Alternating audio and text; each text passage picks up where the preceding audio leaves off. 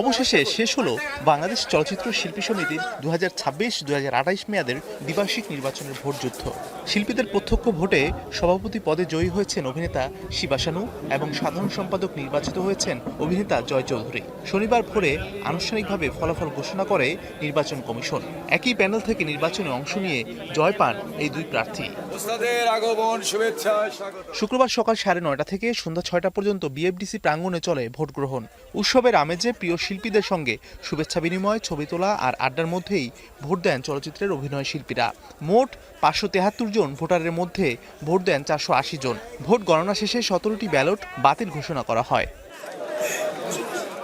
ফলাফলে সভাপতি পদে শিবা শানু পান 243 ভোট, তার প্রতিদ্বন্দ্বী আরমান পান 173 ভোট। অন্যদিকে সাধারণ সম্পাদক পদে জয় চৌধুরী পান 237 ভোট, তার প্রতিদ্বন্দ্বী রুমানা ইসলাম মুক্তির ঝুলিতে যায় 179 ভোট। ভোটের ব্যবধানে স্পষ্ট হয় নতুন নেতৃত্বের প্রতি শিল্পীদের আস্থার চিত্র।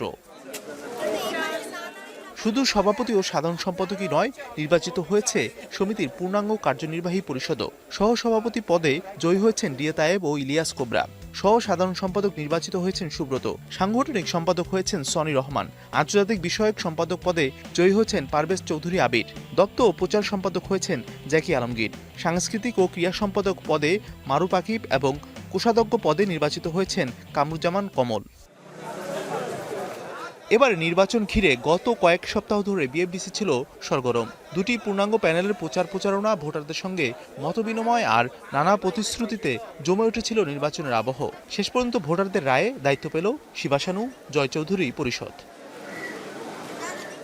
এখন নতুন নেতৃত্বের সামনে শিল্পীদের স্বার্থ রক্ষা, কল্যাণমূলক কার্যক্রম আরও গতিশীল করা এবং চলচ্চিত্র অঙ্গনে ঐক্যের পরিবেশ ধরে রাখার বড় চ্যালেঞ্জ।